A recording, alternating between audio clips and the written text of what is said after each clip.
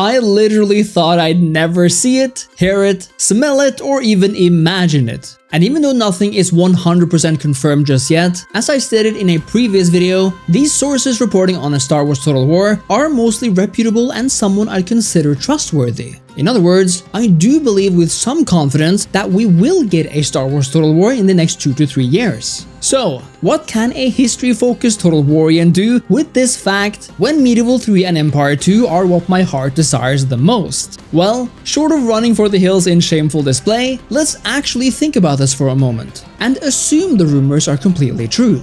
Because as for myself, I am actually also a Star Wars enjoyer. In fact, before I ever played Total War, or knew where Segesta was located or that it even existed, I was more preoccupied with the star map, with sending the pride of the Empire to crush my opponents. And because of this, when later I discovered Total War and its much larger scale, I always had a dream of having my most favorite universes depicted as the backdrop of a Total War title.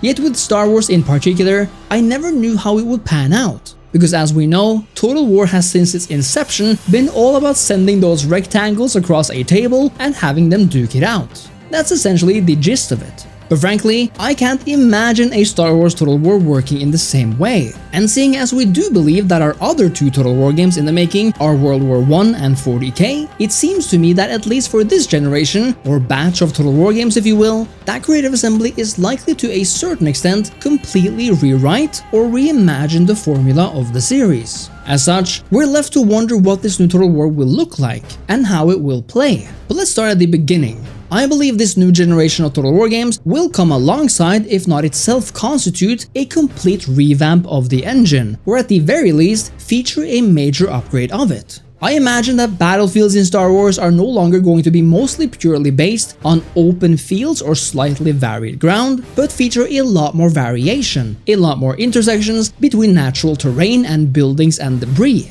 In fact, seeing as we're dealing with a long-range style of warfare where everyone has guns, I think we'll see a comeback for Empire Total War's cover system, only one that feels much more modern, user-friendly, and snappy. Perhaps we'll even have destruction, because in an age of futuristic warfare, things do get blown apart after all. And whether we're talking pre-made cover like different types of vaults or other things, I think we can expect to see soldiers being able to take cover behind destroyed vehicles like AT-TEs or AT-ATs depending on the time period. Of course, a major shift will likely come in the form of the way armies themselves are handled.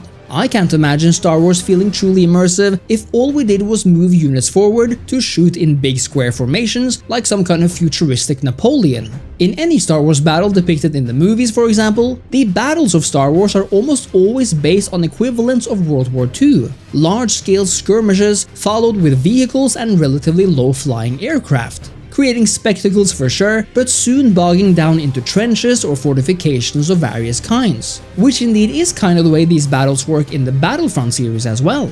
And with Warhammer's flying enemies, this would fit into Star Wars too. After all, while clone troopers, to use an example, are created to fight as a team, they're also highly independent. Even in the battle for Geonosis, neither the clone nor the droid army are marching in any semblance of a formation. It's all mostly chaotic and ragtaggy. I'd say the appeal of Star Wars warfare as depicted is this duality of massive armies, but with independent soldiers moving the battlefield here and there, creating pockets or spearheads to move the front forward. And I think this will pose a massive challenge for Creative Assembly to accurately portray. This will certainly require a total shake-up of how Total War battles are played, but that's not necessarily a bad thing. In fact, I welcome it. As long as Total War can manage to maintain large-scale and production-heavy battles, it would be great to actually feel some more granularity in the way we control our forces. This could be in the way of creating a large-scale version of Company of Heroes, or indeed Empire at War itself, where units make up just a few handful of troops, but which of course in Total War would hopefully make up a lot more, or indeed offer way more units at once. In other words, creating a kind of marriage between the squad-based system of frankly most RTS games out there and the large-scale battle design of Total War,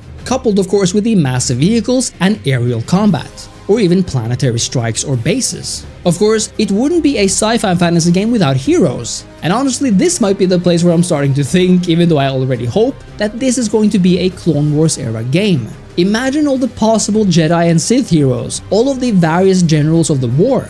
It would be awesome if one could create bonds between heroes, mimicking a kind of relationship that Anakin and Obi-Wan had in terms of mentor and apprentice, and perhaps some could fall to the other side if they went dark side or light side. And I think that means that this game could make use of a system like the one in 3K, where the synergy of characters would improve their combat ability if they matched. That being said, I do believe these battles will pose the largest and toughest changes in the game, but they are of course not the only major change. Because while I deem the campaign map to be fairly similar to what we have now, perhaps becoming a mostly visual reskin, which of course will be major, but essentially offering a campaign star map with similar movement types and now using planets, moons and star bases instead of individual cities to expand our realm, I think one of Star Wars Total War's greatest aspects could very well be the reintroduction of naval battles, or rather, space battles. Because in truth, there really is no Star Wars without space battles, is there? At least if you're going to portray an actual war, rather than just separate individual land battles. And personally, I think Creative Assembly is well positioned to create the best Star Wars space battles we've seen thus far, if they manage to gather the institutional knowledge they've garnered in the past decade and a half. Because when everything is said and done, piloting a giant warship in Empire or Napoleon, or Shogun 2 for that matter, doesn't feel all that different from maneuvering a Star Destroyer in Empire at war.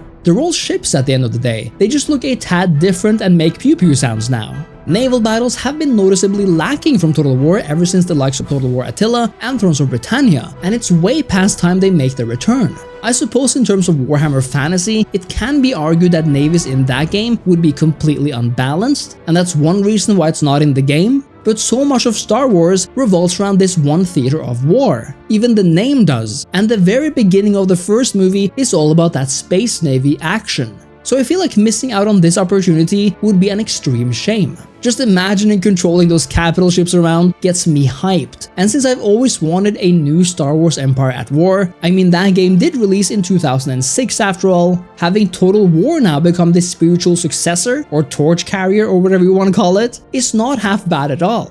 Indeed, featuring naval battles could help make navies themselves a lot more important and strategic again for the campaign. I'd love for navies to be the focal point of army transport, for example, requiring that you protect and closely guard your troops with the might of your fleet as you take them from one planet or solar system to another. And while I do think that CA will try to bring that Warhammer type of campaign flavor to the Star Wars universe, hopefully bring us unique ways of playing and unique ways of going about this universe as it relates to management and administration, there are so many other things that my inner child feels so excited just thinking about. Like, imagine playing this game with the in-game music actually being the John Williams Star Wars soundtrack, likely with added music that nevertheless fits the universe. Imagine all those sounds and effects you know from before, the imagery, and so on and so forth. At the end of the day though, the Star Wars Total War that Creative Assembly is by now likely to ship at some point might not measure up entirely to the one I imagine in my heart. But still, seeing how Warhammer fans reacted to Total War Warhammer, a franchise I have no inherent love for, I wonder if CA can't do the same for me and for the Star Wars universe, bringing a game that respects the source material and the heart of what makes Total War so good to begin with. The grand scale and sense of ownership on part of the player, feeling like you're in charge, and not moving some abstract cartoon units across the screen.